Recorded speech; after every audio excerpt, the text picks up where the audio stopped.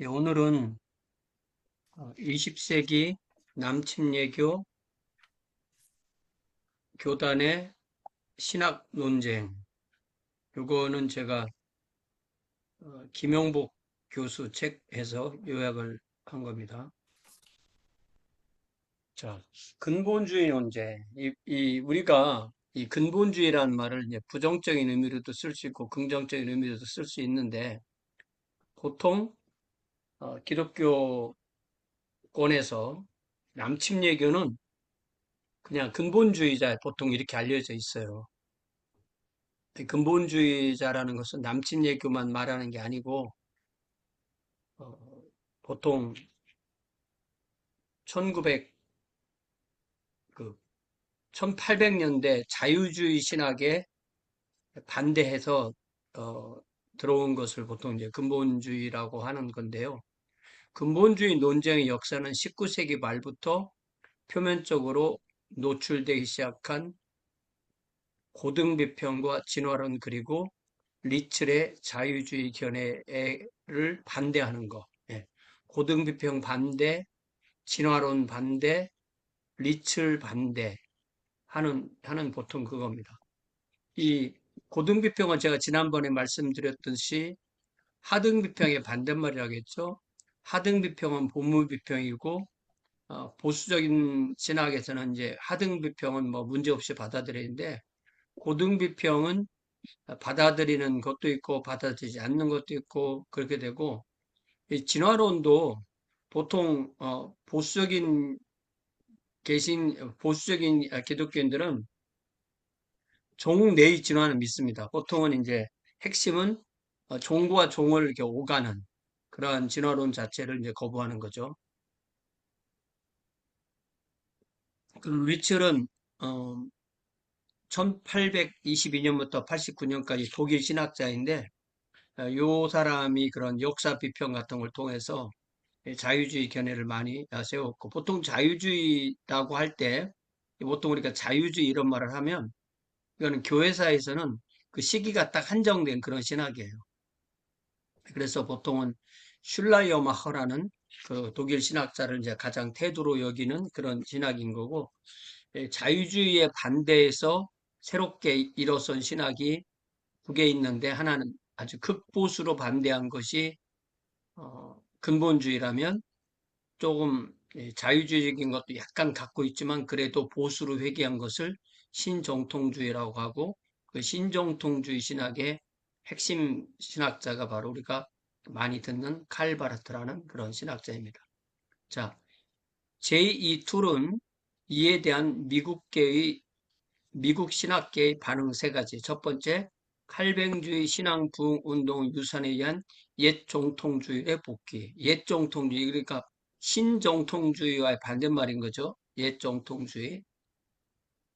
신적 계시라는 관념을 전적으로 거절하고 인간 추구하는 거. 이게 이제 이거는 완전히 탈종교화인 거죠.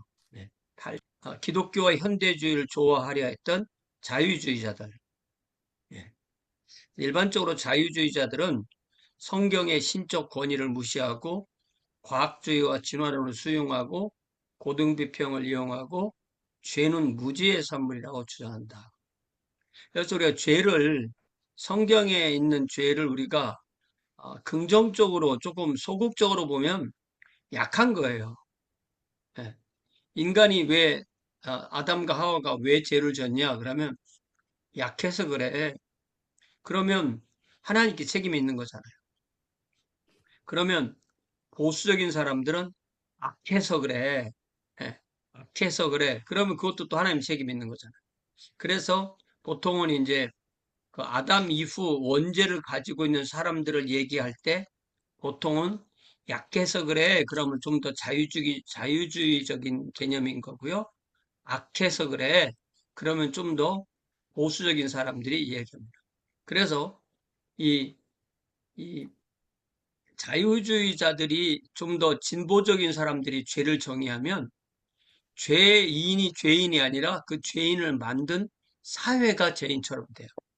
예를 들면 제가 이제 한국에 있을 때 30년 전에 어떤 사람이 눈이 잘 안 보여서 사회에 대해서 늘 불만을 가지고 있었는데 어느 날 그냥 프라이드 자동차를 가지고 5.16 광장 같은 데 가서 그냥 무리에게 돌진해서 그냥 뭐 상당수를 죽이고 어, 그런 사고를 냈다.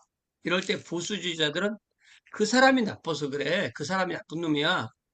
이렇게 말하지만 자유주의자들은 그 사람을 만든 그 사회가 나쁜 거야. 그 사람을 그 사회에서 잘 인도했으면 그렇게 됐겠어? 이런 식으로 이 견해가 갈리게 됩니다. 그래서 우리가 이거를 둘 다를 듣지 않으면 좀 또 이상해져요. 그래서 그 두 개자를 다 이해를 하는 게 좋습니다. 그래서 여기서 죄는 무지의 산물이다 할 때 이것도 맞는 면이 있고 맞지 않는 면이 있는 거죠. 예. 그리고 성경에 나오는 기적과 이사는 비과학적 시대의 자연적 변천의 표현인데 무슨 말이냐면은 어, 예를 들자면 예수께서 제자들과 함께 갈릴리 호수를 가는데 뭐 갑자기 풍랑이 일었는데 우리 주님께서 꾸짖으시니까 풍랑이 멎었다. 이런 것은 마침 그때 어, 풍랑이 자연의 변화에 의해서 풍랑이 멈춘 건데 그게 딱 맞아 떨어졌다. 이런 표현인 거예요. 그래서 저는 이런 거 처음 들을 때부터 안 믿었어요.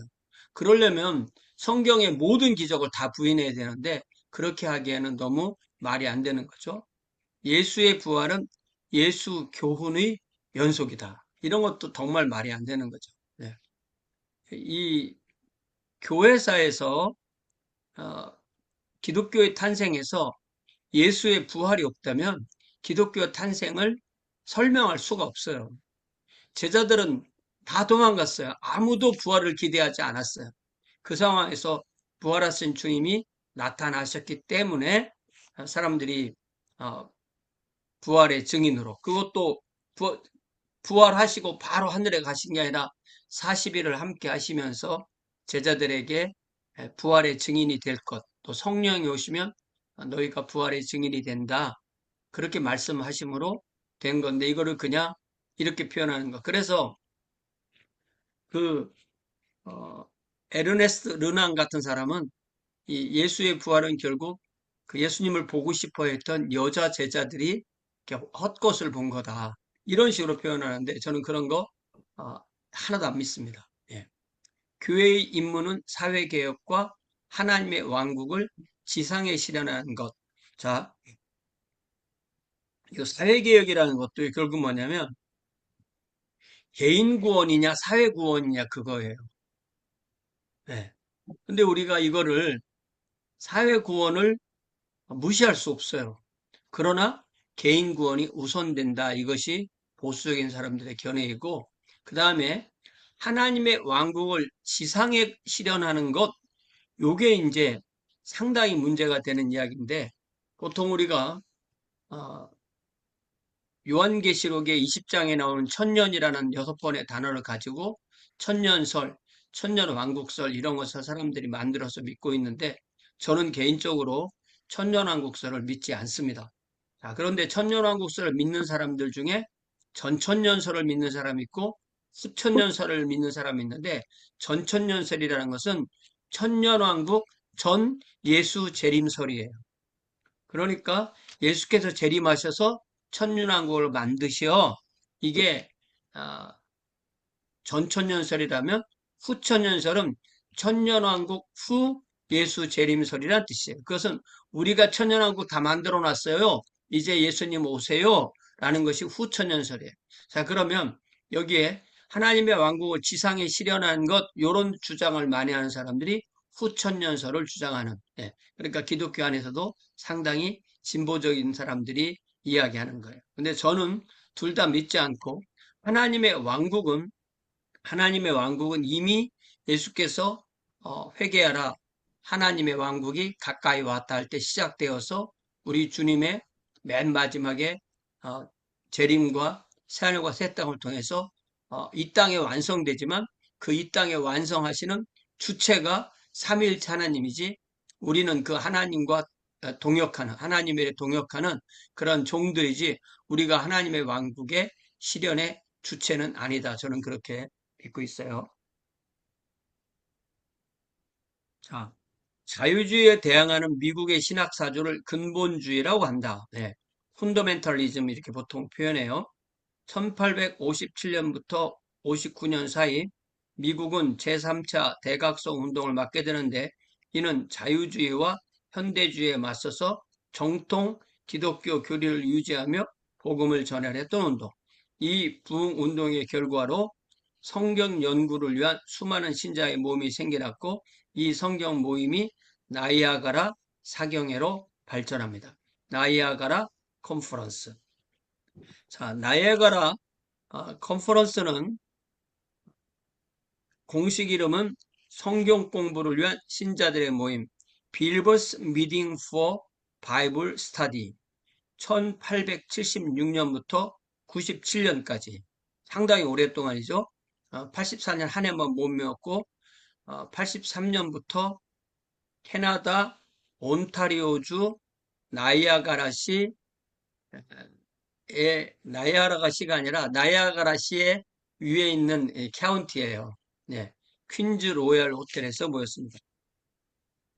이게 그 제가 찾아보니까 이렇더라고. 이거를 많은 사람들이 뉴욕주의 나이아가라시로 착각을 해요. 이건 나이아가라 시도 아니거니와 미국도 아니고 뉴욕도 아니에요.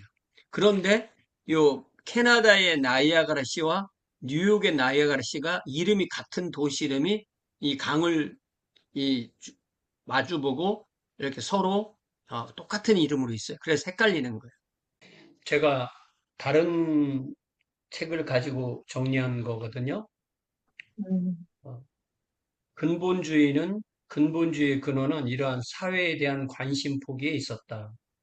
1880년부터 9년대 많은 복음주의 신자는 미국 생활의 개혁보다는 개인 성경 공부와 경건 생활이 더욱 가치 있는 것이라 생각했다. 그러니까 이게 지금 우리 신앙하고 비슷한 거예요. 그래서 처음으로 1876년 7월 매사추세츠주 수암스코트에서 소규모 집회를 시작해서 많은 교파 사람들이 모여서 어, 재림에 관한 토론으로 여름 성경 공부, 여름 성경 집회를 시작했다. 이제 시작입니다.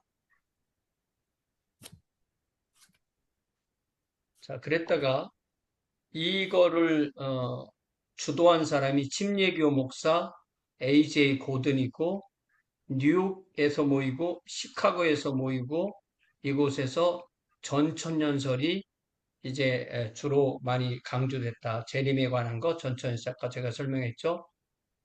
천년왕국 전 예수 재림. 쉽게 말하면 인간이 천년왕국을 못 만들고 예수님이 오셔야 만드시는 거야. 그런 거예요. 그러면서 나이아가라 사경회인데 나이아가라 사경회는 1883년부터 84년 빼고 97년까지 캐나다 나이아가라 포시 그러니까 나이아가라 폴스 나이아가라 폴 시리 근처에 있는 그 위에 근처라고 했지만 위에 부분입니다. 나이아가라 온더 레이크 타운 소재 퀸즈 로얄 호텔 near Niagara Falls at the Queen's Royal Hotel town of Niagara on the Lake Ontario. 그러니까 이게 미국이 아니고 캐나다고요. 또 나이아가라 시도 아니고 나이아가라 시 근처이고 정확한 그곳의 지명은 타운 오브 나이아가라 온 더 레이크예요. 그런데 이게 심지어 메이저 미국 신학교 교과서마저도 미국 뉴욕주의 나이아가라시에서 모였다 이렇게 돼 있어요. 저도 한동안 그렇게 가르쳤어요. 그랬는데 정확하게 찾아보니까 이렇게 돼 있었어요. 그래서 그 지도를 제가 보여드릴게요. 이 지도 보이시죠? 이게 네. 이제 그 퀸즈 로얄 호텔이라는 거고요. 이게 잘 보면 요게 이제 온타리오호고 이게 이리호인데 요 여기가 이게 미국과 캐나다의 경계예요. 그러면 여기 미국의 뉴욕주에 나이아가라 폴스라는 도시가 있어요. 그리고 여기 캐나다에도 시리 오브 나이아가라 폴스가 또 있어요. 그러니까 여기도 이름을 정확하게 쓰려면 여기도 시리 오브 나이아가라 폴스지. 시리 오브 나이아가라 폴스 근처에 이게 정확한 명칭을 이렇게 쓰기가 쉽지 않은 거예요.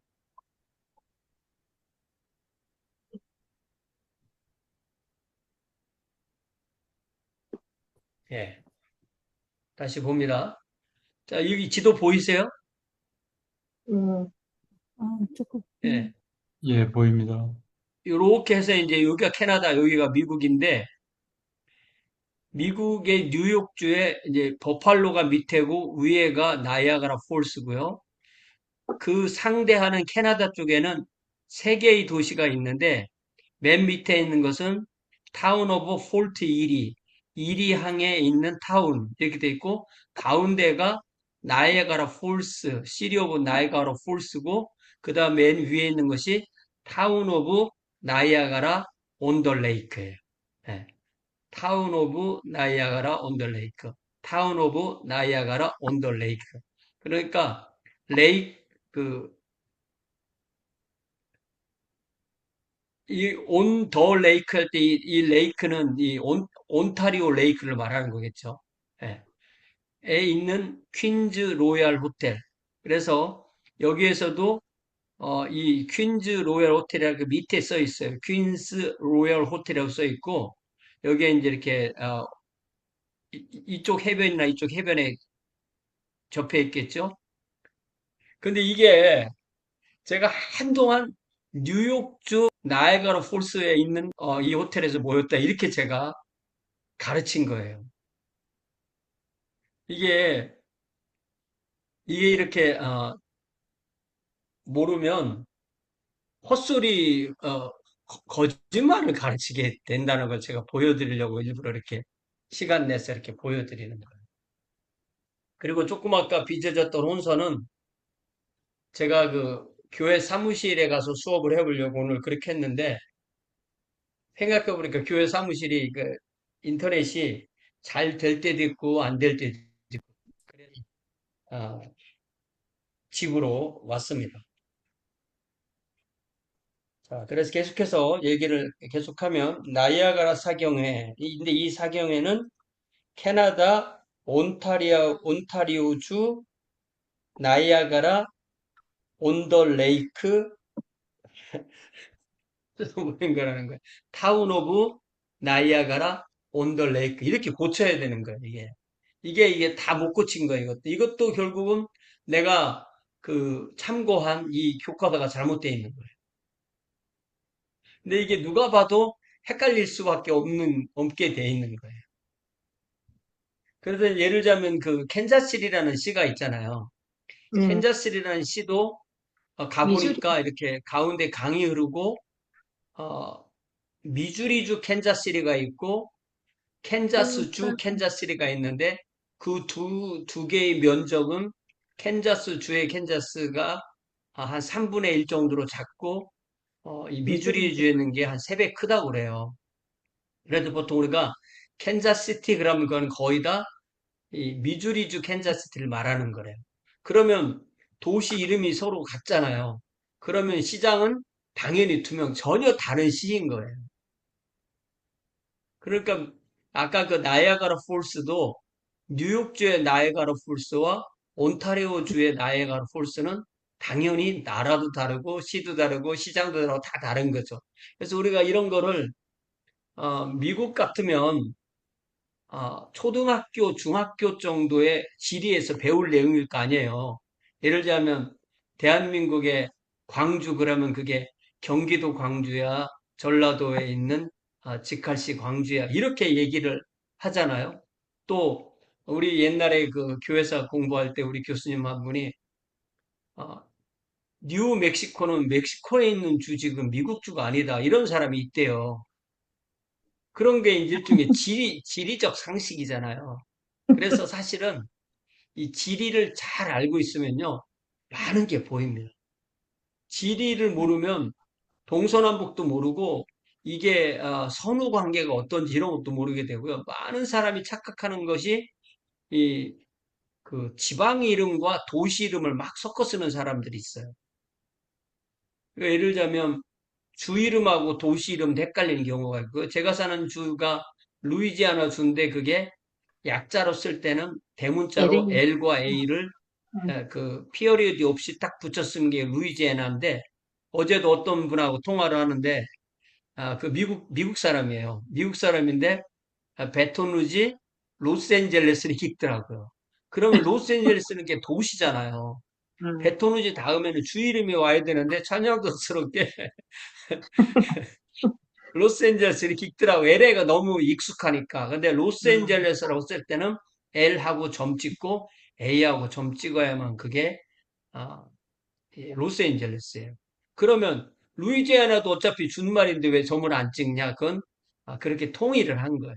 그래서 이 미국도 50개 주가 다 그렇게 아, 주 이름이 다 영어 주자 약자가 있고요. 이 50개 주의 영어 주 그 약자 다 기억하기 쉽지 않아요. 막상 하다 보면 자꾸 찾아보게 되고 또 워싱턴 DC 이게 이렇게 디스트릭트 오브 콜롬비아 그거를 워싱턴 DC라고 하는 거예요. 그런 것도 우리가 잘 모르고 제가 지난번에도 한번 얘기했듯이 뉴 잉글랜드 그러면 그 주라 제가 처음엔 주인 줄 알았다고 그랬죠. 예, 음, 이런 식으로 미국 이런 지리도 사실은 잘 알면 할 얘기도 많고 선후 관계도 잘 알게 되고 그렇게 되죠. 요즘 우리가 이제 미국이란 전쟁 때문에 호르무즈 그 해협에 대해서도 음, 많이 보게 되고 또 거기 있는 섬 이름까지 다 이렇게 외우게 되고 거기 있는 어, 그 걸프 6개국 나라가 어떤 나라인지 도대체 이 나라는 왜 서로 이런 역사를 가지고 그걸 다 아무래도 자연스럽게 배우게 되잖아요. 그래서 이 음, 지리라는 것도 사실은 옛날 그리스 철학 그리스의 학문이 맺어질 때 뭐 이렇게 형성될 때 아주 가장 기본적인 7개 과목에 지리가 반드시 들어가는 이유가 지리라는 것이 결국은 그게 사람이 사는 바탕이잖아요. 그래서 우리가 그, 어,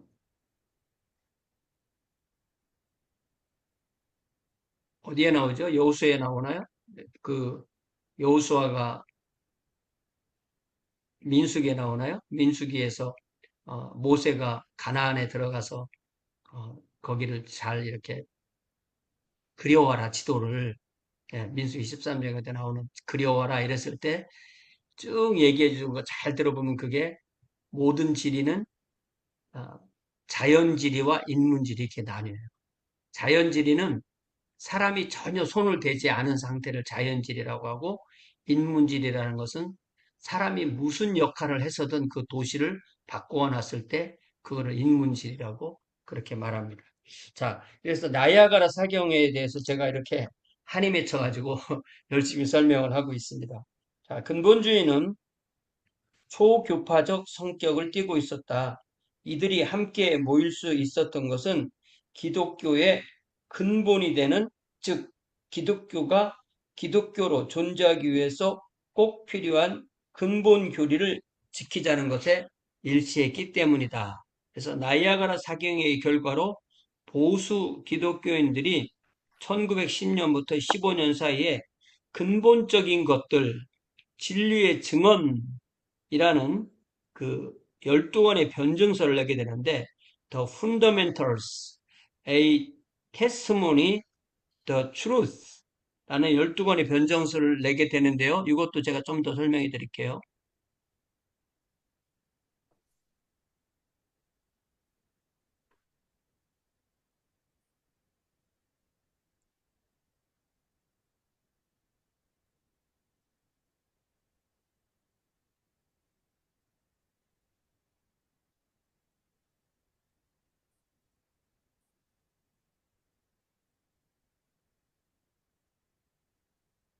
앞에 있는 것 같아요.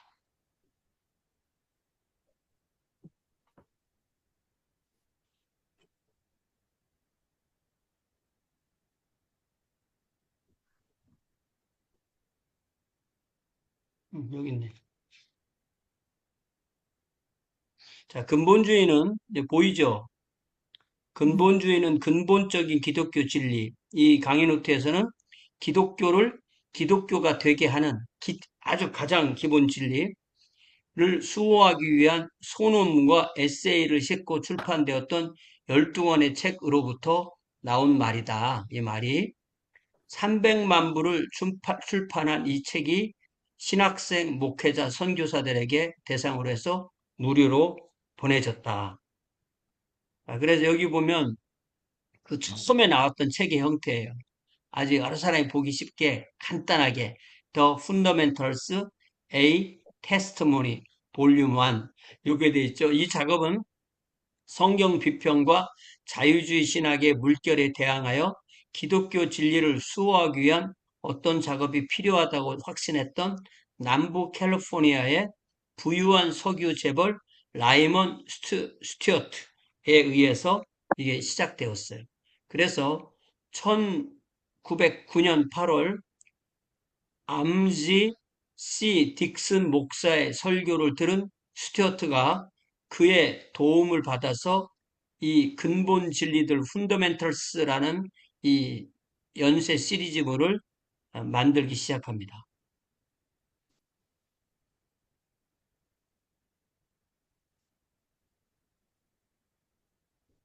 그래서 스튜어트는 이를 위해 그의 형제 밀톤의 재정 도움을 얻었고 시카고 무디교회 목사였던 딕슨이 이 편집을 맡아서 특별히 우리가 한국 사람들도 많이 읽는 R.A. 토레이를 포함하는 위원회를 구성했고 모두 64명의 필자가 근본 진리들의 90편의 글을 기교했고 미국의 전천년 종말론 운동, 프리 밀레니얼 무브먼트, 영국의 캐직 사경회, 영국에서도 캐직 영국의 컴브리아주 마을 캐직에서 1875년부터 모인 거듭남과 성결을 강조하는 운동, 이것이 둘이 합해진 글들이 90편이 13권의 책에 모아졌었다.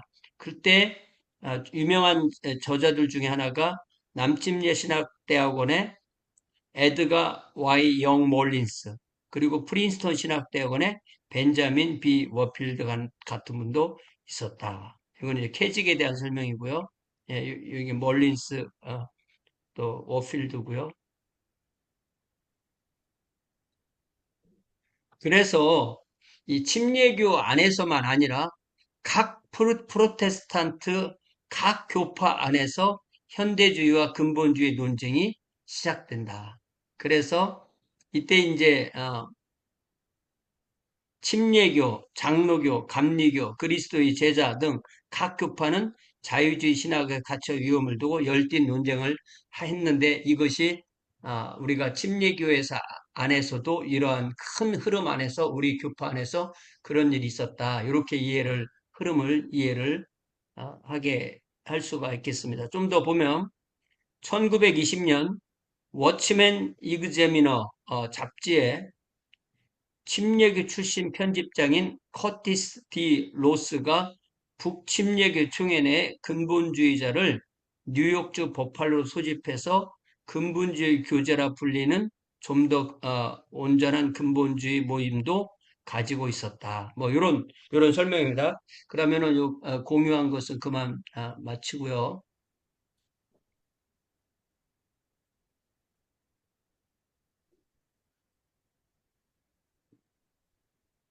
예. 다시 우리 강의 노트로 돌아와서 나이아가라 사경의 결과로 보수 그리스도인이 1910년부터 15년, 벌써 그러니까 이게 110년도 더 된 얘기잖아요. 네.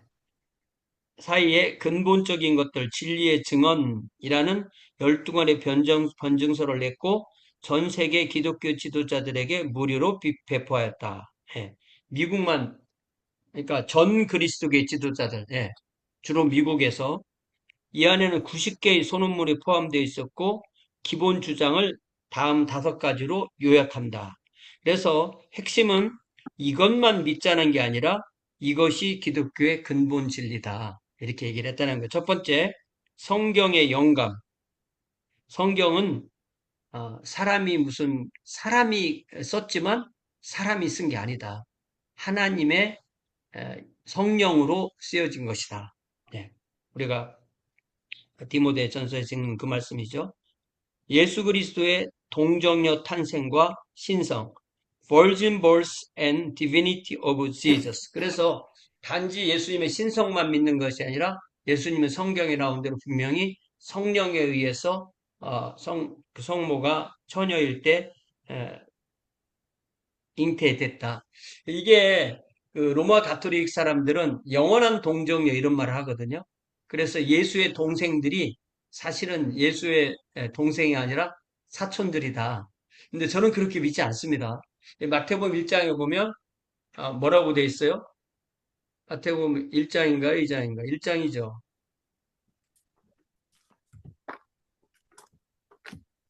1장 마지막 절.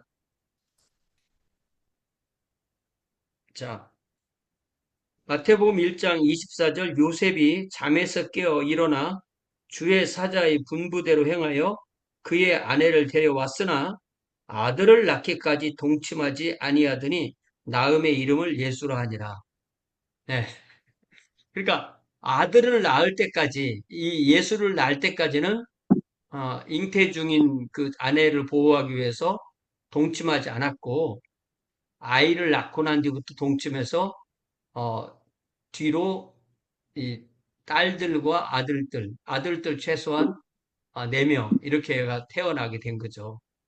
그리고 그래서 다 합해서 형제들이 한 6, 7명 이렇게 된다고 생각하고 그래서 어떤 사람들은 이 이야기를 또 많이 바꿔서 요셉이 두 번째 결혼이고 요셉에게 또 자녀들이 있었다 뭐 이렇게 그런 걸 자꾸 만들어내는 사람들이 있어요. 저는 그런 거 안 믿습니다. 그리고 그 이 외경이라고 해서 신약 외경이 많거든요. 거기에 뭐 여러 가지 얘기들이 많은데 저는 그런 거 1도 안 믿습니다. 예. 그런 거에 너무 이렇게 현혹되고 그럴 필요가 없습니다. 그러나 성경이 나온 것만 정확하게 믿으면 되죠. 그러니까 초대교회에서 그런 외경들을 걸러낼 때는 걸러낼 만한 이유가 있었으니까 걸러낸 거겠죠. 자, 세 번째가 예수 그리스도의 대속적 죽으심. substitutionary death of Jesus. 이 대속적 죽음이라는 것은 어, 그가 찔림으로 우리가 나음을 받았다라는 그런 말씀. 그러니까 예수는 우리 범죄함을 위하여 내어줌이 되었다. 그런 말씀. 그러니까 예수의 대속적 죽음의 반대말은 뭐냐면요. 예수의 아, 모범이라는 걸 강조하는 거예요. 이건 무슨 말이냐면은 또 생, 아담은 아담은 나쁜 모범이고 예수는 좋은 모범이다. 그래서 우리는 원죄 같은 거 없고 아담을 따라서 살면 죄인이 되는 거고 예수님의 모범을 따라 살면 의인이 되는 거다. 이게 이제 신학적으로 펠라기우스주의라는 건데 예, 한 4세기의 영국 수도승 펠라기우스의 주장인데 그런 것에 반대하는 신학이 가장 기본이 대속적인 거예요. 그러면 예수님의 모범은 뭐냐? 그것도 당연히 따르는 거죠. 그러니까 보스앤데. 그러니까 우리는 예수님을 구주로도 믿고 주님으로도 따르는 거예요. 네, 어떤 사람들은 어, 구주로만 믿고 주님으로는 안 따를래요. 이렇게 하는 사람들이 있는데 그거는 신자가 아닙니다. 구주로 믿고 주님으로 따르는 거예요. 그런데 어떤 사람들은 나는 구주로는 안 믿고 주님으로만 스승으로만 따를래요. 이것도 바른 신앙이 아닌 거예요. 그래서 우리는 예수님을 구주와 주님으로.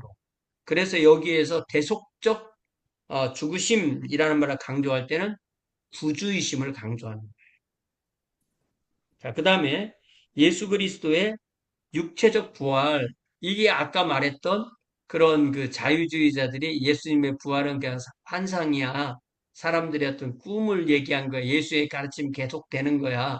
뭐 우리도 뭐 그 사람은 내 가슴 속에 살아 있어. 이런 말 잘 하잖아요. 그런 거랑은 다른 거다. 예, 그래서 신약 성경을 잘 보면 예수님은 죽은 자들로부터 부활하셨는데요.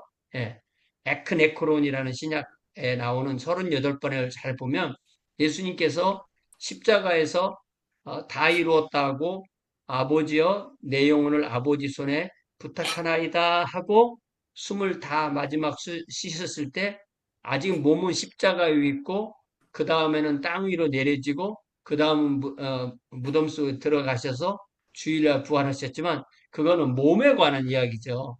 그런 그분의 영혼은 어디에 갔었냐면 마지막 숨을 쉬고 그분이 영혼이 하데스, 구약으로 말하면 스올, 신약으로 말하면 하데스 내지는 아비소스에 들어가셔서 거기서 거기에 있는 죽은 자들로부터 부활하셨다고 할 때 거기에 맨 처음에는 부자와 나사로의 그 이야기에 나오는 대로 부자가 있던 음부에 갔다가 거기서 대속적 형벌을 그 영혼으로 받으시고 그 다음에 네가 오늘 나와 함께 낙원에 있으리라라고 말했던 그 예수님을 믿은 그 강도의 영혼과 함께 부활하셔서 이 땅에 40일 있고 승천하신 거죠. 그러니까 부활하신 예수님은 몸이 부활했기 때문에 우리가 예수님을 볼 수 있었던 거예요, 제자들이. 그런 예수님이 음부의 그 아브라함 품에서 낙원에서 데리고 온 영혼들은 그게 영혼이니까 우리가 우리 눈에 보이고 그러지는 않았던 거죠. 자, 그래서 이 예수님의 이 육체적 부활이라는 것은 결국은 어, 그의 영혼은 어, 음부와 낙원에 다녀오시고 그 영혼이 다시 몸으로 들어가셔서 그 몸과 신령한 몸으로 부활한 건데 문제는 뭐냐면요. 제가 이 영혼에 관해서 말씀드리는 이 내용 있잖아요. 이게 거의 모든 개신교에서 이제는 잊혀진 규례가 됐어요. 이게 왜 그러냐면 기독교의 원료는 동방정교잖아요. 동방정교에서 로마 가톨릭이 분기해 나가고 로마 가톨릭에서 개신교가 분기해 나갔잖아요. 그런데 이 예수께서 그의 영혼이 음부에 가신 그 이야기를 동방정교는 처음부터 지금까지 그대로 성경대로 가르쳐요. 그래서 이 사람들은 굿 프라이데이, 그 다음에 부활절 이스터 그 사이에 뭐가 있냐면은 홀리 세러데이라는 그 의식을 지켜요. 예수께서 그의 영혼이 음부에 가신 것을. 그런데 이 로마 가톨릭 교회가 거기에다 자꾸 이상한 걸 많이 집어넣어서 뭐 림보니 뭐 세컨 찬스니 뭐 연옥이니 뭐 이런 걸 자꾸 집어넣으니까 그거를 개신교 이 신학자들 이제 칼뱅부터 그래 루터까지는 안 그랬어요. 칼뱅부터 지난 한 500년 동안에 그쪽에 관한 것을 다 버려버렸어요. 그래서 제가 굳이 예를 들자면 목욕물을 버리라니까 아이까지 버렸다 할 정도로 음, 중요한 부분을 잃어버린 거예요. 이게 왜 잃어버린 거냐면 네가 죽으면 지옥 가 안 가? 이렇게 물어보면 지옥 안 가요. 그래서 왜 안 갑니까? 그러면 예수께서 십자가에서 나를 위해 죽어주셨기 때문에 안 가요. 이렇게 말을 하는데 그게 정확한 답이 아닌 이유가 정확한 답은 예수께서 나를 위해 나를 대신하여 지옥에 갔다 오셨기 때문에 제가 안 가요. 여기서 지옥이라는 것은 요한계시록 21장에서 나오는 20장에서 나오는 지옥이 아니라 음부를 그렇게 그냥 음복. 통칭해서 번역한 거예요. 그래서 처음에 이제 올드 로만 크리드라고 말하는 옛 로마 신경, 그러니까 로마 교회가 150년경에 믿었던 거기에 보면은 분명히 예수께서 죽은 자들로부터 부활하셨다. 또 칼케돈 신조에서도 죽은 자들에게서 부활하셨다. 그리고 그 죽은 자들로부터 부활했다는 이 말이 신약 성경에 예수님의 부활과 관련해서 38번이 나와요. 그래서 죽은 자들로부터 다시 살아사 이 말 하다가 그냥 부활, 죽은 자들로 하다가 그냥 부활 이렇게 막 섞어 쓰는데 오늘날 개신교회가 이 죽은 자들로부터 부활했어 이 말을 잊어먹어 가지고 이게 주기도문에도 나오는데 그거를 이제 잊어먹어 버린 거예요. 아예 가르치는 거를. 그런데 교회가 한 400년, 500년 지나다 보니까 죽은 자들로부터 부활하셨다, 다시 사셨다 이 말에 짝이 되는 말을 집어넣었어요. 사도신경에 처음에 없던 거를. 그게 그가 지옥으로 내려가셨다. He descended into the hell. 인트, 이걸 집어넣은 거예요. 그래서 우리가 영어 사도신경에 보면 He descended into the hell이 나오고 한국어 사도신경에 그게 안 나오잖아요. 네. 그러면 이 그걸 갖다가 음부 하강설이라고 하고 논란이 많아요. 개신교 안에서. 근데 이건 논란거리가 전혀 안 되는 것이 음부에서 나오셨다는 건 이미 사도신경에 있는데 음부 하강설은 게 설이 아닌 거죠. 그 음부 하강인데 그러니까 자꾸 설로 만들어서 그거를 없애려고 노력을 하는 거예요. 근데 그걸 아무리 없애도 죽은 자들로부터 다시 살아나사 이 말은 못 없애잖아요.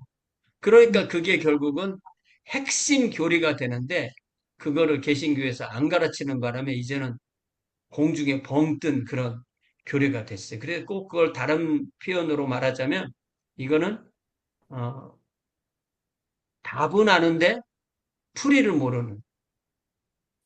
예. 그래서 우리가 예수님과 함께 십자가에 못 박혔어요. 예수님과 함께 장사됐어요. 예수님과 함께 부활했어요. 예수님과 함께 승천했어요. 예수님과 함께 하늘 보좌에 앉으셨어요. 이거 다 믿잖아요. 그러면 예수님께서 그의 영혼이 음부에 가셨어요. 그의 영혼이 음부에서 부활하셨어요. 이 부분은 빼먹는 거예요, 또. 근데 그것도 우리가 예수님과 하나가 돼야 되는 거예요. 네. 그래서 우리의 신앙이라는 것은 내가 예수 그리스도와 함께 십자가에 못 박혔다. 이 말을 잘 생각해 보면요. 그거를 미국 사람들은 어떻게 믿냐면요. 예수님이 나를 위해 십자가에 죽어주셨다는 것을 사도 바울이 그렇게 표현했다고 믿어요. 저는 그렇게 믿지 않습니다. 그래서 제가 우리 교회에서 설교하는 영어 설교자에게 물어봤어요. 예수 그리스도께서 당신과 함께 십자가에 죽으셨다는 거 믿냐 그랬더니 믿는데. 그럼 장사된 거 믿냐 이렇게 믿는데. 그럼 부활한 거 믿냐 이렇게 믿는데. 그러면 예수님과 함께 승천한 거 믿느냐? 안 믿는데. 왜 안 믿냐? 그럼 미래인데 어떻게 하느냐? 예수님과 함께 하늘 보좌에 함께 앉아 있다는 에베소서 2장 6절 말씀이 있느냐니까 안 믿는데. 왜? 그럼 모른다는 거 미래 일이니까. 그러면 과거의 일은 어떻게 우리가 믿어요? 2000년 전 얘기인데. 이거는 영적인 세계에서 우리가 주님과 하나가 되었다는 동시대성으로 하나가 되었다는 것을 성경이 알려주는 거예요. 그걸 갖다가 서양 사람들은 그냥 사도 바울의 신비주의 이렇게 그냥 퉁치려고 그래요. 저는 그렇게 믿지 않습니다. 저는 우리가 예수님을 믿는 즉시 우리의 이 피조성을 탈피해서 예수님이 계신 곳에 내가 있는 그래야만 우리가 예수님과 하나이고 예수님 몸이 되는 거죠.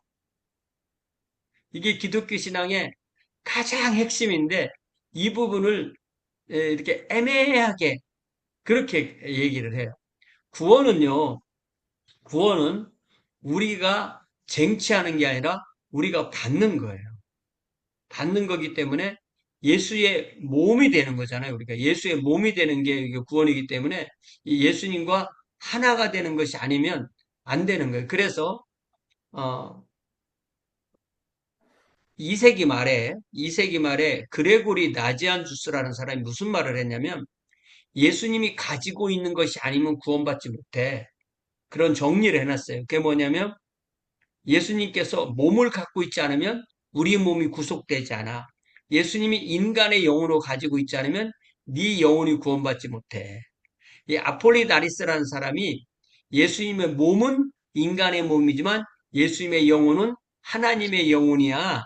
그렇게 가르쳤어요. 그러니까 나지안주스가 뭐라고 말했냐면 야 그렇다면 예수님이 인간의 영혼을 안 갖고 있다는 얘기인데 그러면 너나 나나 우리 영혼 못 구원받는 거야.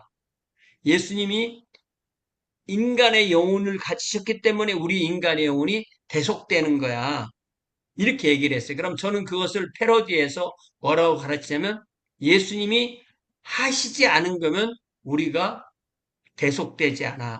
예수님 십자가에 죽으셨기 때문에 우리가 예수와 함께 십자가에 죽고 그래서 우리가 예수님과 함께 대속되는 거야. 그 원리를 그대로 적용하면 예수께서 우리를 위해 십자가에 죽으시고 나도 함께 죽고 예수님께서 우리와 함께 예수님께서 장사될 때 우리도 같이 장사되고 음부에 내려갈 때 같이 내려가고 음부의 고통을 받을 때 예수님의 고통이 나의 고통이고 낙원에 갈 때 같이 가고 그 다음에 승천하고 부활하고 승천하고 하나님의 보좌 우편에 앉았다는 이것을 성경 전체를 가지고 입증할 수 있어요. 그래서 이 음부 이 부분만 성경적 근거가 불확실하다고 덮어놓으려고 그래요. 개신교 신학자들이. 그러나 에크네크론 죽은 자들로부터 라는 이 말이 38번이 나와요. 근데 그거를 다 덮어두고 없다고 말하는 거는 마치 꼭 뭐와 같은 거냐면, 우리 손가락으로 눈을 딱 가린 다음에 태양이 없어요라고 말하는 거 비슷한 거예요. 그래서 이 예수 그리스도의 부활, 요런 말을 할 때 이 성경에서 그것이 얼마나 큰 함의를 가지고 있는가라는 걸 알 수가 있는 건데요. 예를 들자면 우리가 한 군데만 찾아보면 사도행전 한번 열어보세요. 사도행전 2장 27절.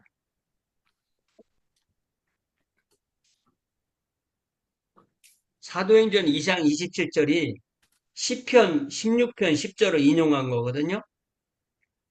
시편 16절 10절 다윗의 시잖아요.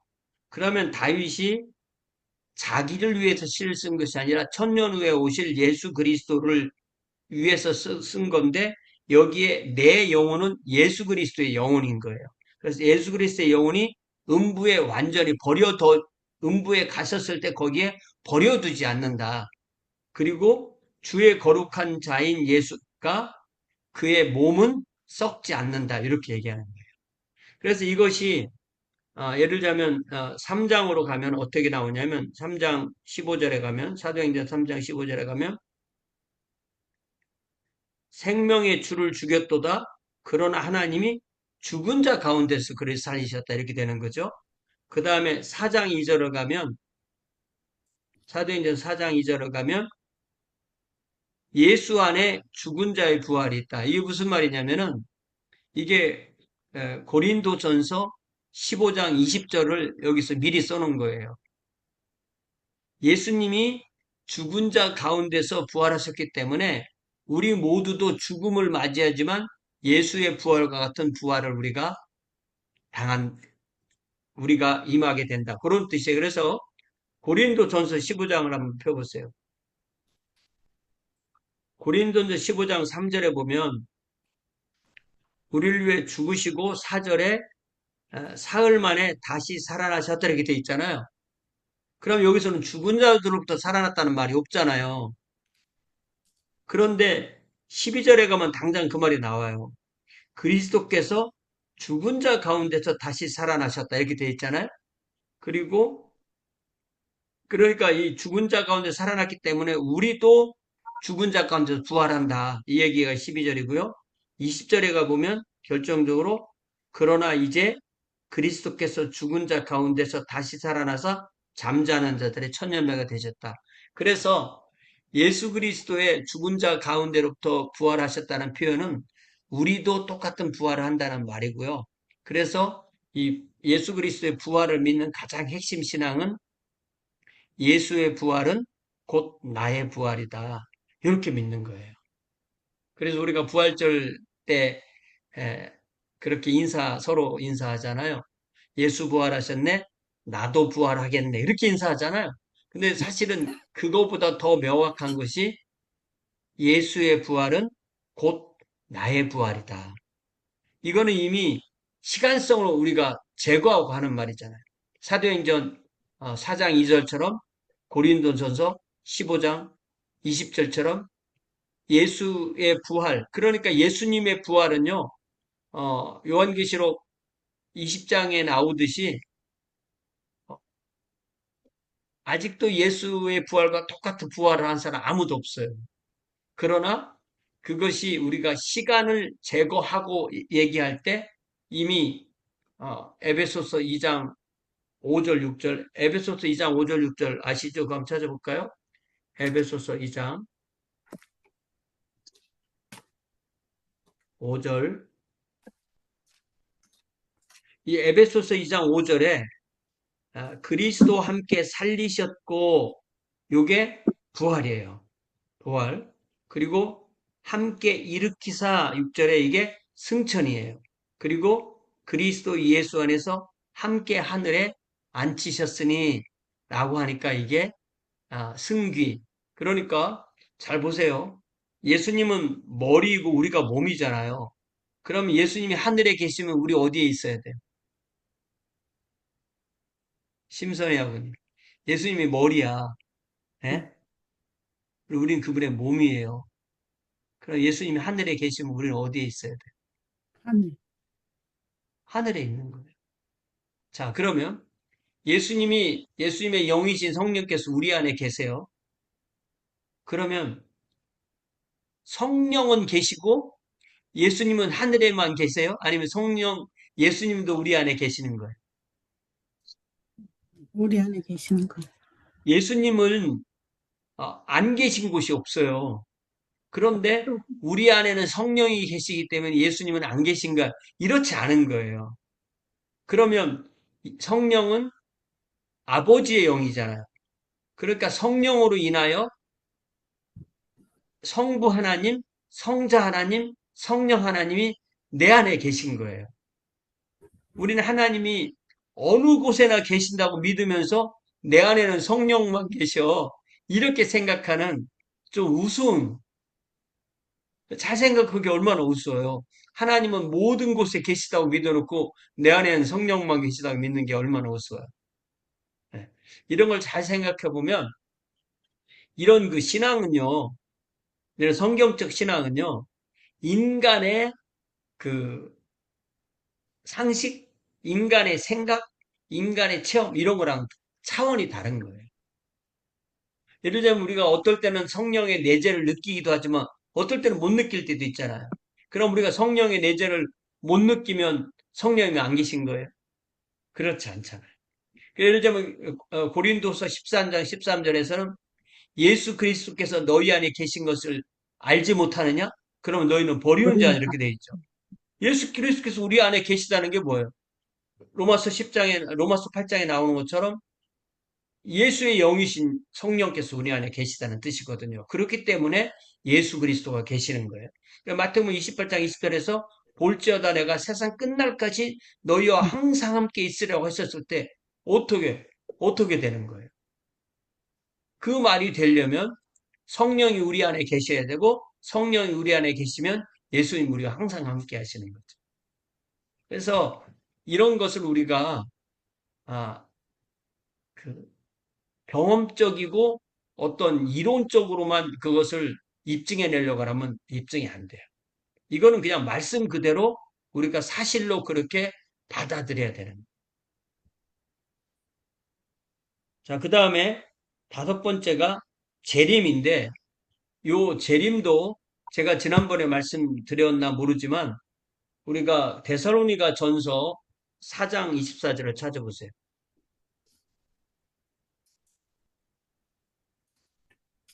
4장 14절. 거기 보면 13절에 형제들아 자는 자들에 관하여는 데살로니가 전서 4장 13절 형제들아 자는 자들에 관하여는 너희가 알지 못하면 우리가 원하지 아니하노니 이는 소망 없는 다른 이와 같이 슬퍼하지 않게 하려. 자는 자들은 누구냐면 몸은 이 땅에서 잠을 자고 있고 영혼은 하나님께 간 사람들을 말하는 거예요. 영혼이 자는 게 아니에요. 몸이 자는 겁니다. 우리가 예수께서 죽으셨다가 다시 살아나심을 믿을진데 이와 같이 예수 안에서 자는 자들, 그러니까 그 영혼이 하늘에 가 있는 자들은 하나님이 예수와 함께 그와 함께 데리고 오시리라 이렇게 돼 있어요. 그죠? 이 무슨 말이냐면 예수의 재림과 하나님의 강림은 한 사건이에요. 예수께서 내 뒤에 오는 그리스도들은 다 가짜예요. 이렇게 말씀하셨어요. 그죠? 그런데 이 예수의 재림과 하나님의 강림을 따로 생각하거나 아예 하나님의 강림 자체를 생각 안 하고 예수 재림만 갖고 가르치다 보니까 그런 뭐 이만이나 뭐 이런 뭐 문선명이나 이런 사람들이 나와서 자기가 재임주라고 해도 사람들이 계속 속아 넘어가는 거예요. 그래서 다시 사도행전 2장으로 가보세요. 사도행전 3장. 사도행전 3장 21절인가에 보면 이렇게 돼 있어요. 자, 사도행전 3장 20절.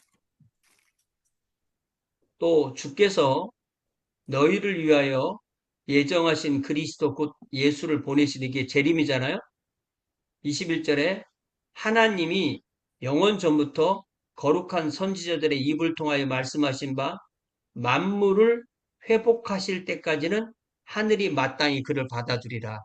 이게 이제 요한계시록 20장하고 연결되면 어떻게 되는 거냐면 예수님이 하늘의 보좌에 앉아 계신다는 게 무슨 뜻이냐면 이제 지상에서 수고했으니까 너는 이 하나님의 왕국이 완성될 까지 푹 쉬어라 이런 말이 아니에요. 보좌에 앉으셨다는 건 무슨 말이냐면은 그게 통치하신다는 뜻이에요.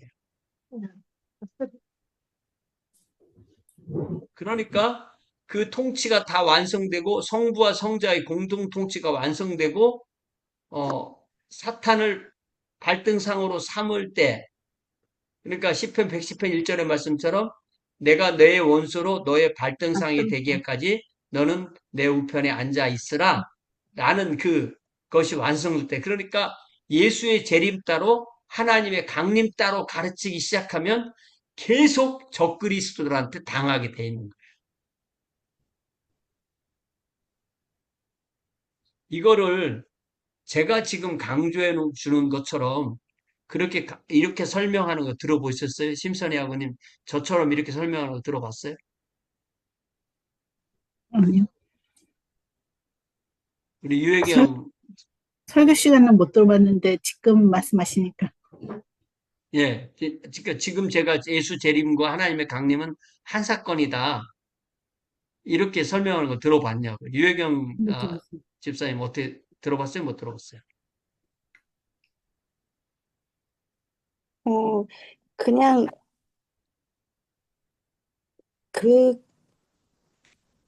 꼭히 들어봤다, 못 들어봤다 이 생각은 안 나는데요. 그 말이 이렇게 거슬리는 말은 아니고 제가 그냥 그렇네 하는 그 지식은 갖고 있는 것 같아요. 그럴 거라고 생각은 하고 있었다 그런 뜻인 거죠. 예, 네네네네네네. 예. 최 집사님 어떠세요? 예, 그 정리하는 건 목사님께 처음 듣는 것 같습니다. 예, 일목요연하게 연관성을 예.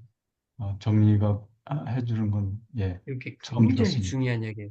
왜냐하면 요한계시록이 19장에 보면 백마탄 예수가 나와요. 그죠? 근데 그거를 재림 예수로 생각하는 거예요. 그러니까 많은 재림 예수들이 백마를 타요. 백마를 타고 사람들 많이 모여놓고 그런 광장 같은 데서 백마를 타고 등장하는 거예요. 왜? 19장을 재림주로 이해를 해서 그래요. 저는 재림주로 이해하잖아요. 초림주로 이해하는 거예요. 그래서 우리가 예수 재림과 하나님의 강림, 그러니까 그것이 정확하게 한 귀절로 딱 묶인 데가 어, 데살로니가 전서 4장 14절이에요. 이것만 명확하게 알아도 속질 않는 거예요. 제가 그래서 한 15년 전쯤에 페이스북에 이 데살로니가 전서 4장 14절을 근거로 하나님의 강림과 예수의 재림은 하나님의 강림에 오히려 예수의 재림이 부속된 사건처럼 그런 식으로 데살로니가 전서 4장 14절에 써 있다. 그랬더니 그때 제가 페이스북 한참 열심히 할 때라 기라성 같은 목사님들이 저한테 혀를 끌끌 차면서 야 정인아 네가 그렇게 말한다고 그렇게 되는 게 아니야. 그런 식의 반응을 제가 들어본 적이 있어요. 그러나 지금 와서 15년이 지난 지금 와서 이게 제가 이렇게 얘기하는 게 훨씬 더 성경적으로 맞다고 저는 이렇게 믿어요. 예수 재림 따로 하나님의 강림 따로 이렇게 말하면 성경의 앞뒤가 안 맞습니다. 그래서 요한계시록 1장 8절에 보면 하나님을 소개할 때 이렇게 소개하잖아요. 요한계시록 1장 8절에 보면 주 하나님이 이르시되 나는 알파와 오메가요 이제도 있고 전에도 있고 장차 올 자요 전능자도 이렇게 돼 있잖아요. 그러니까 who was, 아니야 who is, who was, who is to come. 그래서 is to come이라는 이 시제는 엄밀하게 말하면 오고 있는 자라 이런 뜻이에요. 미래형이 아니에요. 그러니까 갈 게 아니라 가고 있어 이 말과 비슷한 말이에요. On the way. 그건 뭐냐면 하나님의 왕국이 지금 진행형이니까 이렇게 말을 하는 거거든요. 근데 문제는 뭐냐면요. 이 재림 예수에 관한 게 하도 오랫동안 하다 보니까 이제 사람들이 재림 예수를 안 믿으니까 중국의 어떤 여자가 자기가 이 장차 올 하나님이라고 이제 온 거예요. 중국 여자예요, 중국 여자.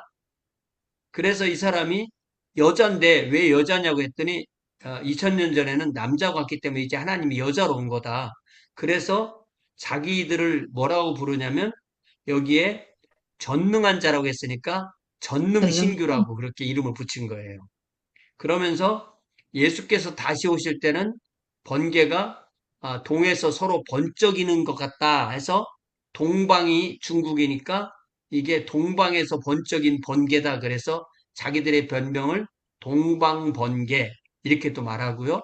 또 전능신교 이렇게 또 말해요. 요 전능신 때문에. 그래서 이 중국 여자 이 사람이 지금 미국에 와 있는데 중국에 핍박했으니까 미국에 와 있는데 내가 그 이름을 잊어먹었어요. 무슨 정신 안심 하는 사람인데 요 요 요한계시록 1장 8절에 그 사람들은 딱 캐치를 한 거예요. 하나님이 다시 온다고 했다. 그분이 전능자다. 얼마이디가. 그래서 우리가 요 이 요한계시록 1장 8절 이거 가지고 찬송가를 굉장히 많이 부르거든요. 그런데 문제는 뭐냐면 이게 말이 길으니까 한국말로 부를 땐 이거를 번역을 안 하고 부르는 게 많아요. 영어로는 보통 이대로 부릅니다. Who is, who was, and who is to come. 예, 이렇게 불러요. 그래서 이런 걸 잘 생각해 보면요. 우리가 이 종말론도 천년왕국만 제가 안 믿을 뿐만 아니라 이 예수 재림과 하나님의 강림은 한 사건이다. 이거를 딱 정리하고 나면요. 너무너무 심플해지는 거예요. 너무너무 명확해지는 거예요. 그리고 그런 소위 그 뭐 이만희나 뭐 정명석이나 뭐 그런 그 뭐 박태선이나 문선명이나 그게 한국이지만 이 미국에도 얼마나 많고 온 세상에 얼마나 많았겠어요. 그래서 이 재림에 관한 것도 이렇게 잘못된 교리들이 판칩니다. 특별히 그 요한계시록이 이제 성경의 마지막 책이고 어떤 그 계시의 마지막인데 요한계시록을 가르치는 사람 중에 100명이 있으면 95명이 잘못 가르치는 거예요. 그러다 보니까 무슨 문제가 생기냐면 제가 요한계시록 강의를 하면 쟤도 이상하네 이렇게 되는 거예요. 그러다 보니까 가르쳐야 될 정상 목사님들은 안 가르치고 가르치지 않아야 될 사람들은 가르치다 보니까 점점 더 못 가르치는 책이 됐어요. 그러다 보니까 어떻게 돼야 돼요? 요한계시록을 그럴수록 더 많이 가르쳐야만 이게 정상적으로 돌아오는 거예요. 그래서 지금 오인규 목사님이 요한계시록 강의하고 계시죠. 주일날. 예. 그걸 우리가 익숙하도록 자꾸 들어야 돼요. 요한계시록만 하면 이상해요. 그러나 요한계시록도 해야 돼요. 근데 요한계시록만 하는 교회들이 또 있어요. 그건 주로 이제 진짜 이상한 교회들이 그렇게 하는 겁니다. 그래서 이 사람들이 주로 공격한 대상은 고등비평, 자유주의 신학, 로마 가톨릭 교회, 사회주의, 현대철학, 무신론, 크리스천 사이언스, 크리스천 사이언스라고 해서 일종의 또 이단이에요. 몰몬교, 또 뭐 신령주의, 진화론 이런 것들 다 공격하는. 그래서 이게 이 근본주의자들은 근본주의 신앙이 잘못된 게 아니라 이 사람들이 가지고 있는 이런 호전적인 거, 그리고 너무 기독교를 좁게 영역을 잡고 이것만 하자는 건 아닌데 이것만 하자는 것처럼 그렇게 비치게 된 거예요.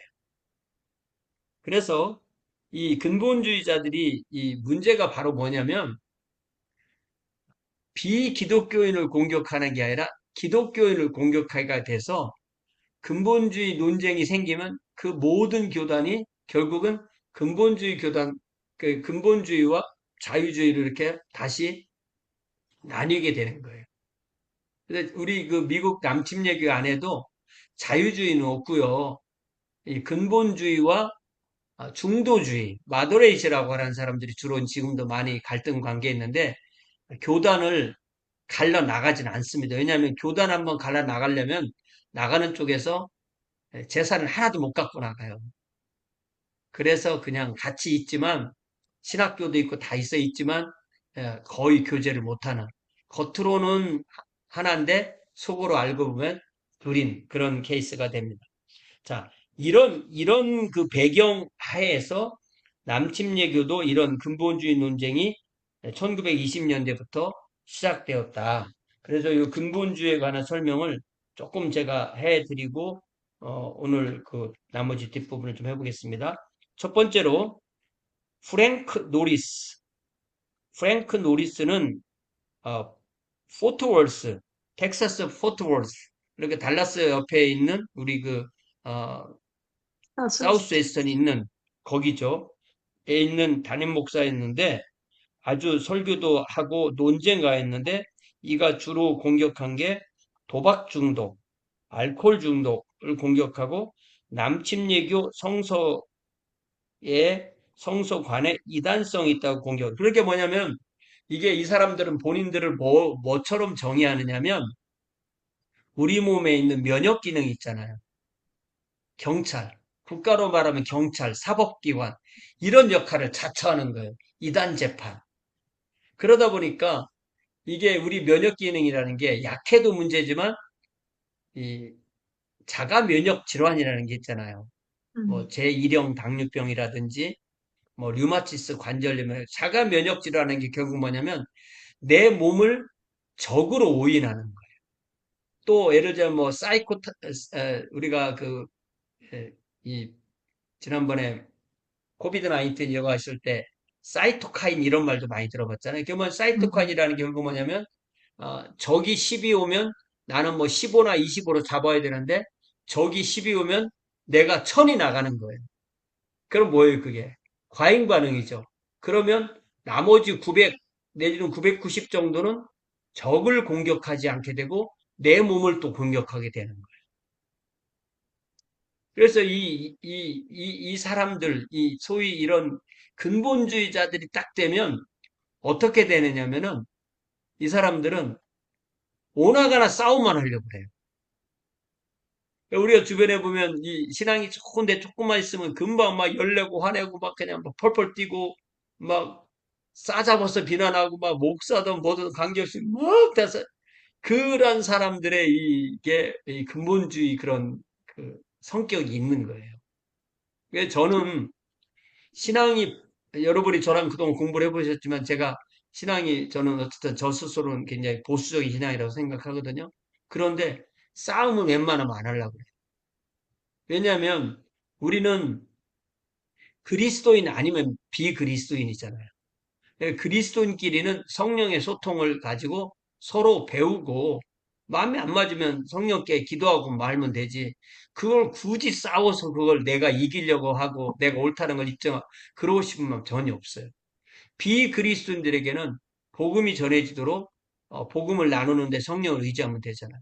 그런데 보통 이 근본주의자들이 있는 곳에는 반드시 싸움이 일어나고 반드시 분열이 일어나고 반드시 새로운 신학교가 나오고 이렇게 되는 겁니다. 즉 남침예교가 진화론 등 현대 가르침을 받아들였다며 교단을 향하여 공격의 포문을 엽니다. 노리스는 어떠한 불편한 것, 그 마음의 불편한 것을 참지 못하는 논쟁가였습니다. 그런데 1912년에 교회가 화재가 발생했는데 이 목사님이 불을 질렀다, 교회다. 그랬는데 구속됐으니까 뭔가 증거가 있으니까 구속됐을 거 아니에요. 그런데 어떤 이유로인지 석방이 되었다. 또 베일러 대학의 이단성, 웨코에 있는 베일러 대학의 이단성도 공격하고 시청 공무원을 비난할 설기를 했고 그 일로 논쟁을 벌이다가 상대방을 죽이게 됐어요. 그런데 그게 정당방위가 돼서 무혐의초 처리가 됐어요. 이게 뭐냐면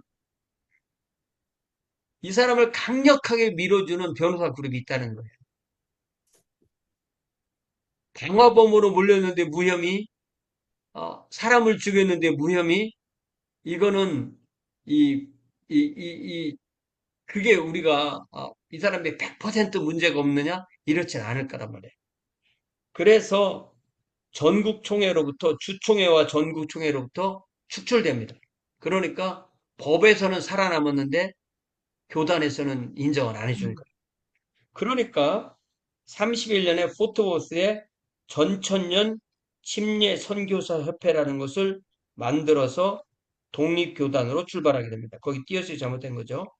그리고 교단이 출발하니까 바로 신학교가 필요하니까 39년에 성서신학대학원을 개교합니다.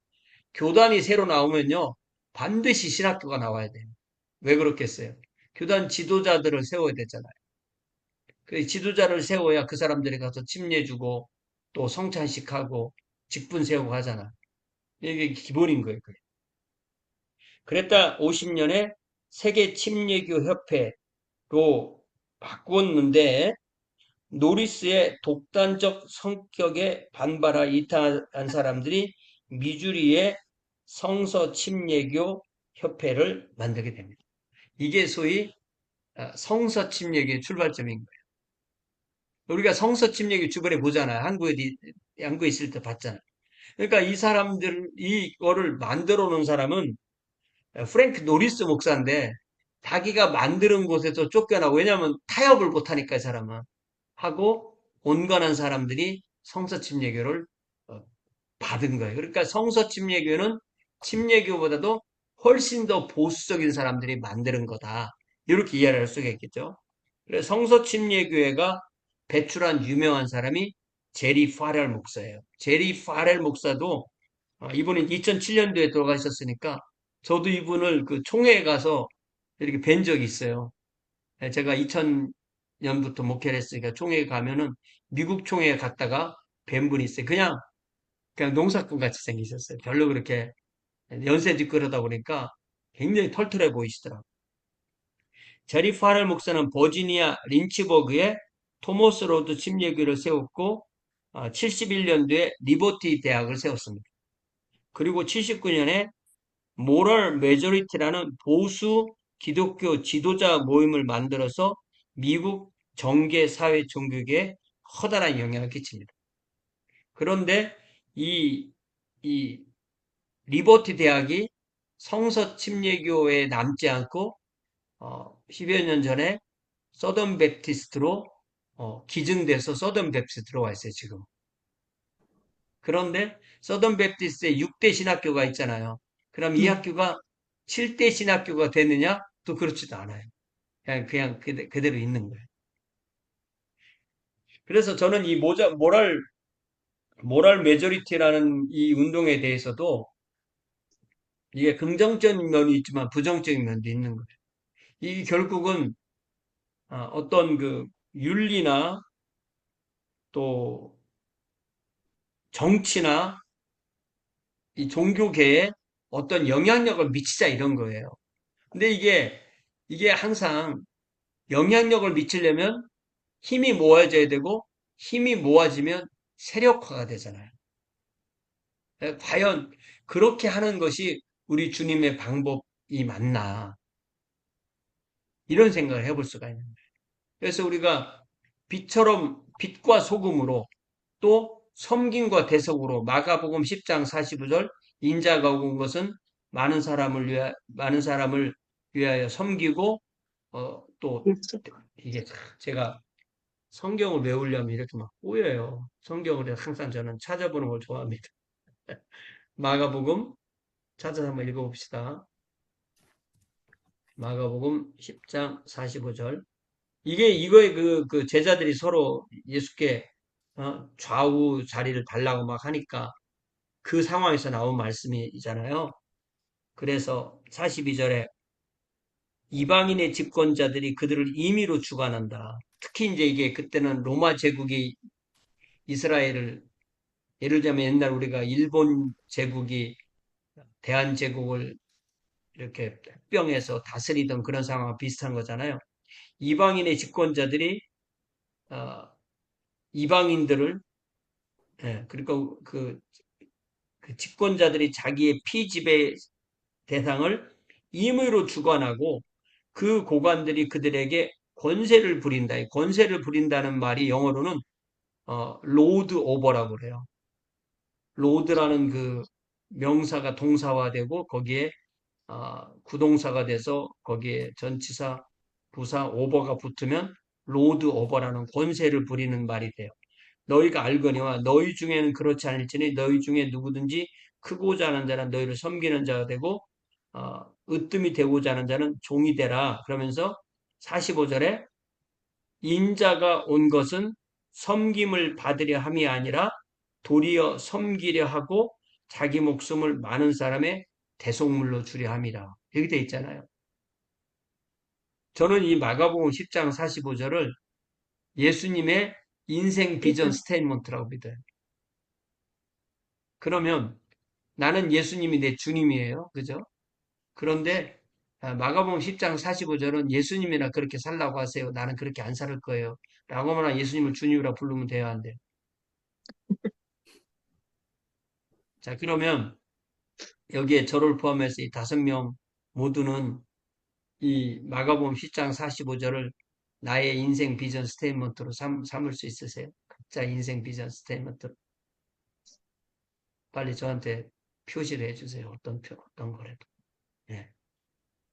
저는 이거를 설교 시간에 몇 번 얘기를 했는데 제가 얘기하는 것만큼 강하게 전달을 안 된 것 같아요. 근데 저는 이거를 묵상하면 묵상할수록 이렇게 사는 거, 빛과 소금으로 산다는 거, 이걸 말하는 거예요. 빛과 소금으로 산다는 것은 스며드는 삶을 말하는 거예요. 그런데 그리스도인들이 이 숫자로 어떤 돈으로 행정으로 법으로 어떤 그것을 그 세력화해서 운동을 하는 거.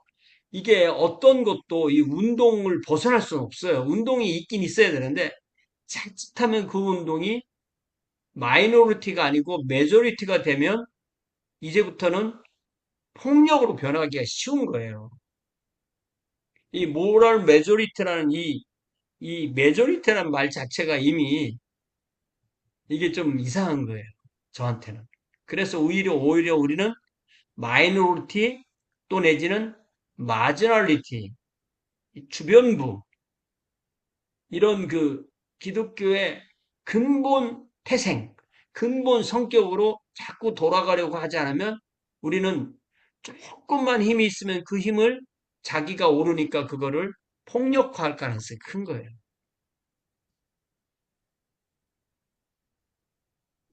25년 멤피스에서 열린 남침예교 총회가 신앙 고백서를 작성하면서 초자연적 요소를 부인하는 모든 종교 이름을 거부한다며 입장을 발표했고 진화론에 대한 분명한 반대를 표명했고 1920년 말에는 남침예교 안에서 진화론 논쟁이 그래서 사라지게 되었다. 그 다음에 이제 나오는 이야기는 성경에 관한 이야기예요. 네, 요거 조금 더 해볼게요. 1960년대 초에 벌어진 엘리어트 논쟁은 성경 해석에 관한 논쟁. 60년 중서침례신학대학원, 제가 지금 가르치고 있는 미드웨스턴이에요. 여기에서 구약과 히브리어를 가르치던 랄프 엘리어트, 이분이 교회 썬데이 스쿨의 주석 시리즈 한 권인 창세기의 메시지를 저술했는데 이 책에서 모세의 창세기 저작서를 부인하고 창세기 1장부터 11장까지는 상징이다. 창세기 일부 이야기는 비유다. 아담은 모든 인류에 대한 상징적 용어다. 홍수는 그냥 거기에 그냥 일부 지역에 있었던 그런 홍수다. 이렇게 해석을 했단 말이에요. 근데 그런 것을 반대하는 운동이 휴스턴 제일침례교회 오웬 화이트가 항아리 속의 죽음, Death in the Pot을 통하여서 엘리어트의 책이 순진하고 이론적인 자유주의고 영혼을 죽이는 독약이다. 예, 라고 이렇게 비판했다. 자, 저는 이 순진하고 이론적이다 이 말을 할 때마다 늘 제가 가슴이 찔려요. 제가 이렇게 항상 무슨 얘기를 하면 상대방이 저보고 너 참 순진하다. 이 그 순진하다고 할 때 그것을 퓨어라는 뜻이 아니에요. 나이브하다는 말을 써요. 나이가. 음. 예. 나이브의 정의가 뭐냐면 몰라서 순진한 걸 나이브. 이게 이제 프렌치에서 온 단어인데 참 너 참 나이브하다 이러면 그 말 속에는 게을르다는 표현까지 들어가 있어요. 네가 열심히 공부 안 하고 쥐꼬리만큼 조금 아는 거 가지고 네 판단을 얘기하는데 세상이 그렇게 만만한 줄 알아? 상대는 너만큼 모르는 줄 알아? 이런 식으로 저를 공격할 것 같다는 생각이 들어요. 예. 그래서 예, 이 이렇게 성경 해석이나 성경에 대한 그 성서관이 다르면 서로 이렇게 논쟁이 벌어지는 거예요. 그래서 엘리어트가 소속한 신학교가 엘리어트를 변호하고 그 책을 출판한 교회 학교부도 옹호했지만 엘리어트를 비판하는 사람들이 오클라호마에 모여서 신학교의 이사진을 보수적인 사람으로 선출하도록 압력을 가합니다. 그래서 또 62년 총회에서는 성서의 무오류성에 대한 개선의 요구를 상정해서 받아들여집니다. 여기 infallibility, 네, 요게 뭐, 뭐, 아주 뭐, 유명한 단어예요. 뭐, 예, 이거는 무오류성이라는 단어예요. 음. 그래서 미드웨스턴 이사진들이 총회의 결정을 교수에 대한 해임으로 해석했고 교회 학교부는 그 책을 재출판하지 않겠다라고 했습니다. 그러나 엘리어트는 재출판을 하지 않겠다는 약속을 하지 않았고 결국 그래서 이사회가 그를 해고하자 북침례교로 교단을 옮기고 목회를 하겠다. 그러니까 북침례교는 남침례교보다는 훨씬 더 숨통이 트이는 좀 이런 사람들이 가서 활동할 수 있는 곳이 되는 거예요. 지금도 북침례교는 남침례교보다 훨씬 더 그 신학적으로 좀 자유로운 편이에요. 온건한 편이에요. 리버럴. 우리는 훨씬 더 보수적인 편이고. 그래서 지금은 북침례교란 말을 안 씁니다. 우리는 남침례교란 말을 쓰는데 북침례교는 아메리칸 베프티스트, 미국 침례교란 말 이름을 바꿨어요. 우리도 남침례교죠. 남쪽에만 있는 게 아니거든요. 캐나다까지 있거든요. 네. 그래서 남침례교 총회는 침례교의 신앙과 메시지 63년에서 무오류성을 분명하게 선언했다. 자, 그 다음에 브로드맨 논제도 비슷한 건데 엘리어트 논쟁이 있은 8년 뒤 더 과격한 창세기 논쟁이 시작됐는데 69년 발간된 브로드만 성서 주석 1권 저자가 영국 옥스퍼드 대학의 리전트 팍 대학의 학장인 헨톤 데이비스. 그러니까 리전트 팍이라는 그 영국의 옥스퍼드의 한 대학은 이게 원래 침례교로 출발한 그런 학교입니다. 창세기 문서 가설을 받아들였다. JEDP 이건 뭐냐면 창세기에 보면은 하나님을 여호와라고 부른 그런 본문이 있고 하나님을 하나님 엘로힘이라고 부른 본문이 있고 또 어떤 데는 신명기처럼 그런 율법을 강조한 데가 있고 어떤 데는 제사장처럼 제사를 강조한 책이 있다. 이렇게 네 개의 다른 저자들이 있는 것을 나중에 이것을 편집한 거다. 이걸 문서 가설이라고 해요. 저는 이거 하나도 안 믿습니다. 문서 가설. 왜냐하면 문서 가설을 믿으면요. 너무 성경을 요 네 개로 끝나는 것도 아니고 무수히 난도질을 해놔서 이건 뭐 도대체 성경이라 할 수가 없어요. 그래서 저는 안 믿습니다. 그가 문서 가서를 받아들이고 하나님이 아브라함에게 이삭을 죽이라고 명령하지 않았다고 주장했습니다. 이에 대한 반대 이론이 급증하고 1970년도 총회에서 창세기 그 주석의 재집필을 결정했습니다. 그래서 서던 베프티스트 신학교에서 클라이드 프란시스코가 재집필 했지만 그 저서도 전폭적 지지는 받지 못했습니다. 오히려 이 헨톤 데이비스 것과 비슷하다 이런 말 들은 거죠. 자, 아까 성경에 무오류, 성경은 오류가 없다는 말이 infallibility였는데 성경에는 또 오류가 없다. 그래서 이건 또 비슷한 단어인데 inherency라는 단어도 써요. biblical inerrancy. 여기도 error라는 말이 나오고 앞에 in이라는 말로 부정을 하잖아요. 또 앞에 있는 단어는 fall의 앞에 in자를 붙여서 부정하는 거예요. infallibility나 inerrancy나 다 이게 한국말로는 뭐 무오성, 뭐 무오류성 비슷한 거예요. 근데 영어에서 이 두 단어를 써요. 거의 같은 의미입니다. 79년 달라스 소재 크리스웰 성경연구센터의 원장인 페이지 패터슨. 예. 이 사람은 42년생인데 아직까지 현직에 계시고 이제 최근까지 사우스웨스턴 총장이었잖아요. 휴스턴 제일침례교회 주일학교 교사이자 판사인 폴 프레슬러. 요 두 사람들이 뉴올리언즈의 그 카페 드몽에 둘이 앉아가지고 이 남침례교를 어떻게 보수적으로 돌릴 수 있는가. 요거를 둘이 딱 연구를 해보니까 이게 이 교단 총회에 이사들이 가장 막강한 사람들이라고 아는 거예요. 둘이서. 그래서 해마다 조금씩 이사들을 보수적인 사람으로 바꿔놨어요.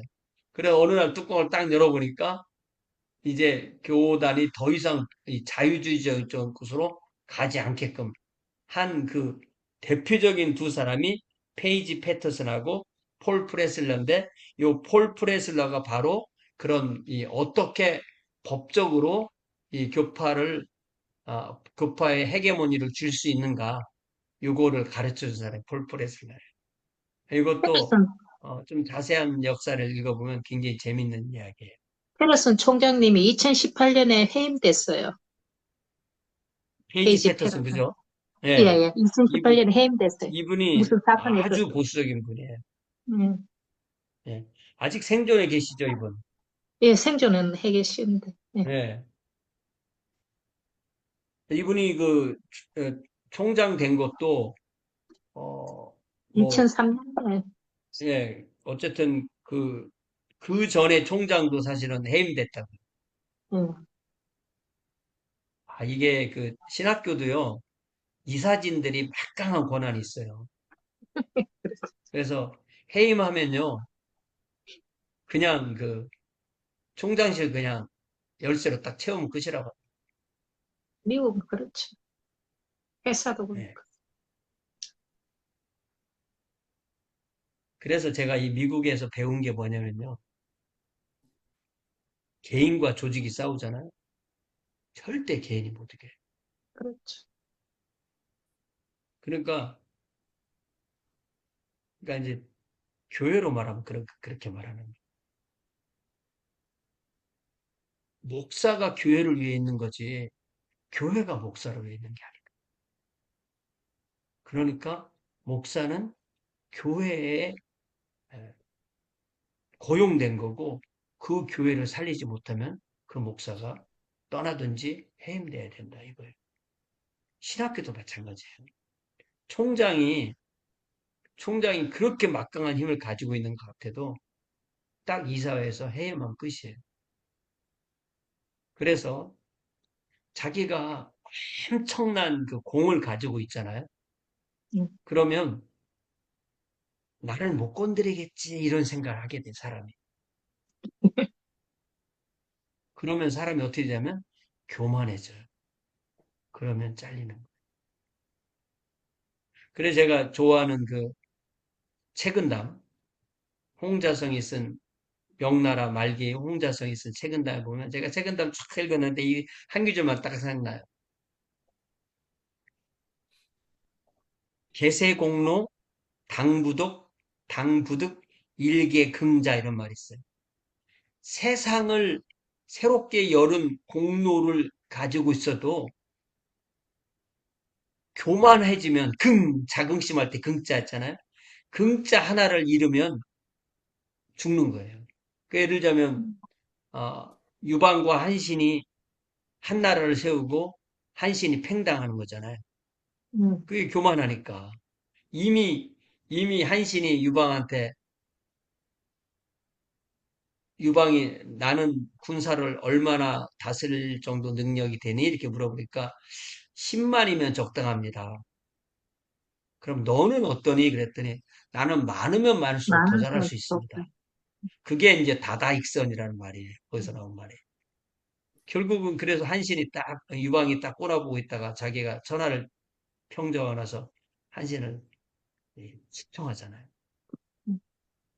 그래서 이제 그리고 그 대꾸가 뭐냐면 미천죄가 당부득 일개 오자예요.